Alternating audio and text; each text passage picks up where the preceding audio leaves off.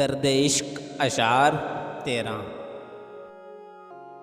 اے درد عشق ہے گہر آبدار تو، نہ محرموں میں دیکھ نہ ہو آشکار تو، پنہاں تہے نقاب تیری جلوگاہ ہے، ظاہر پرست محفل نو کی نگاہ ہے۔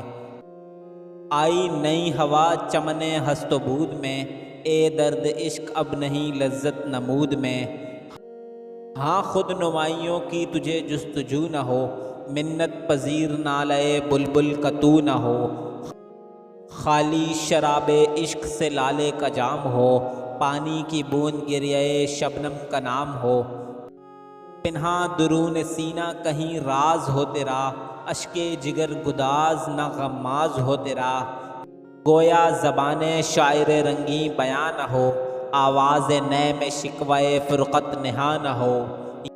یہ دور نکتہ چیں ہے کہیں چھپ کے بیٹھ رہ، جس دل میں تو مکیں ہے وہیں چھپ کے بیٹھ رہ۔ غافل ہے تجھ سے حیرت علم آفریدہ دیکھ، جو یا نہیں تیری نگاہ نارسیدہ دیکھ۔ رہنے دے جستجو میں خیال بلند کو، حیرت میں چھوڑ دیدہ حکمت پسند کو۔ جس کی بہار تو ہو ایسا چمن نہیں، قابل تیری نمود کے یہ انجمن نہیں۔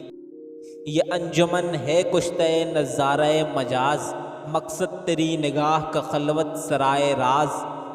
ہر دل میں خیال کی مستی سے چور ہے، کچھ اور آج کل کے کلیموں کا طور ہے۔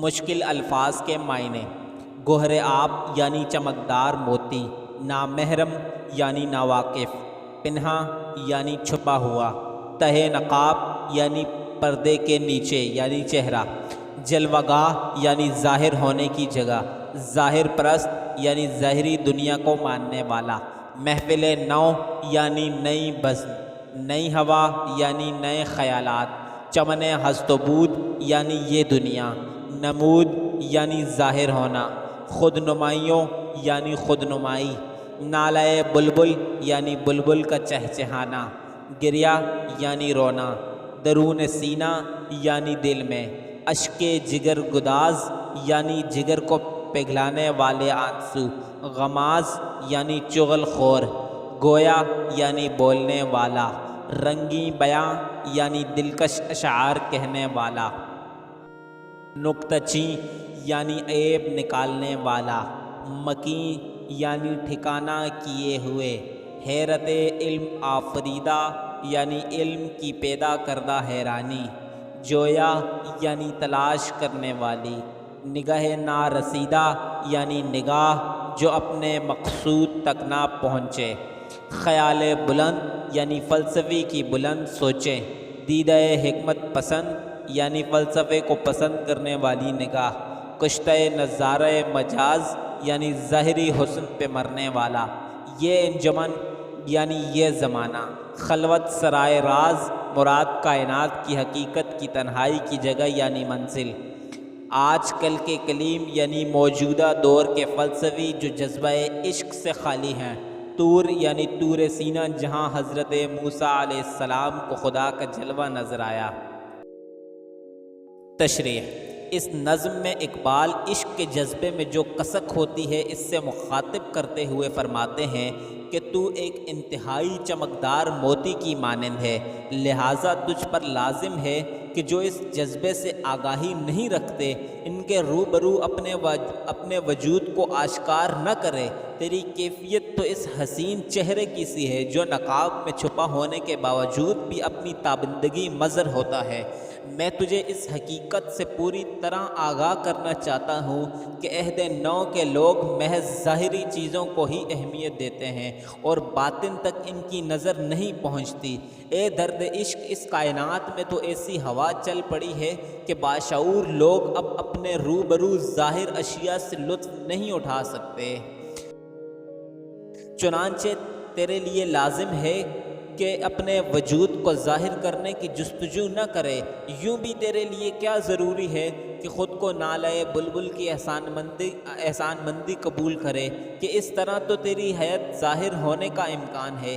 اے درد عشق، موجودہ صورتحال میں تو ایسی کیفیت ہونی چاہیے کہ لالے کے پھول کے حوالے سے بھی جذبہ محبت کے اظہار کا امکان نہ ہو، اور انسان پانی کی بوندوں کو بھی شبنم کی قطرے تصور کرے۔ تیرا راز بدستور سینے کی کسی گوشے میں پوشیدہ رہنا ضروری ہے، نہ ہی تجھ سے منسوب آہ بھی کسی کو سنائی دے جو سننے والے کے جگر کو تڑپا کر اور گداز کر کے رکھ دیتی ہے، بلکہ اسی طرح سے جیسے کہ شاعر رنگین نواں اپنے نغموں کا سلسلہ منقطع کر دیتا ہے، یا کوئی بانسری بجانے والا اپنے سروں میں جدائی کی کیفیت کا اظہار کرنے سے گریز کرتا ہے۔ اے درد عشق، تجھ پر بھی یہ لازم ہے کہ اس عہد نکتہ چین سے خود کو کہیں روپوش کرے۔ تیرے لیے مناسب یہی ہے کہ جو دل تیری آماجگاہ ہے وہیں مستقل طور پر اپنا مسکن بنا لے۔ مراد یہ ہے کہ جذبہ عشق کی کسک اظہار کے ساتھ ہی اپنی اہمیت کھو بیٹھتی ہے، لہٰذا اس باطن تک ہی محدود کرنا لازم ہے۔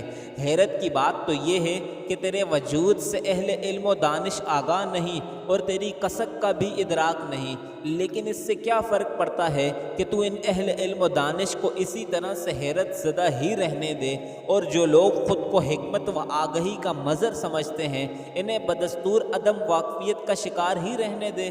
یہ ماحول ایسا نہیں ہے جو تیرے سبب بہار آفریں بن سکے، اس لیے کہ یہ تو ایسی جگہ نہیں ہے جہاں تیری نمود کی گنجائش ہو۔ مراد یہ ہے کہ اس عالم رنگ و بو کے لوگ عملی طور پر بے حس ہو چکے ہیں اور لطیف جذبوں سے محروم ہیں۔ یہ پورا ماحول باطنی اسرار کی آگہی سے قطعی طور پر ناشنا ہے، جبکہ تیرا ادراک تو وہی کر سکتا ہے جو باطن میں جھانکنے کی صفت کا حامل ہو۔ آج کل کے لوگوں کی کیفیت تو بس ایسی ہے کہ وہ اپنے اپنے خیالات میں گم رہنے والے ہیں۔ اس طرح عصر موجود کے باسیوں کے طور طریقے ہی ماضی کی نسبت بڑی حد تک تبدیل ہو کر رہ گئے ہیں۔ اگر آپ کو ویڈیو اچھی لگی ہے تو براہ کرم چینل کو سبسکرائب کریں اور گھنٹی کا بٹن دبائیں تاکہ ہر نئی آنے والی ویڈیو کی اطلاعات مل سکیں۔ شکریہ۔ If you like the video, please subscribe to the channel and press the bell icon so that notification for each new upcoming video can be found. Thanks.